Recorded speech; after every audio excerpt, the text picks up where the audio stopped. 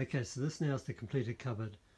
That it's just about finished. It needs a paint job, it needs a little bit of trim, tidied up, but it's looking pretty good now. If I open the doors, you'll see this amazing feature of a third door. So open the top one first, like that, and we can look into the cupboard. Then we open the left-hand door, which is slightly wider, quite a bit wider, and we see the cupboard. The cupboard's got two shelves inside, 3 separate areas. Slight variation in height, so you should be able to get your drinks in that one, your sauces in this one, and your extras in this top one up here. When it closes, it still snap closes. I'll be working on this to make a very quiet close. So here we go, we'll close it now. Ah, very noisy. And we'll close this door here.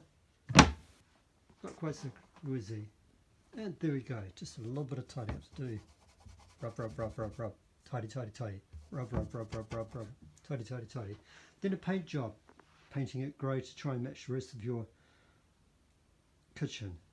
Okay, there we go.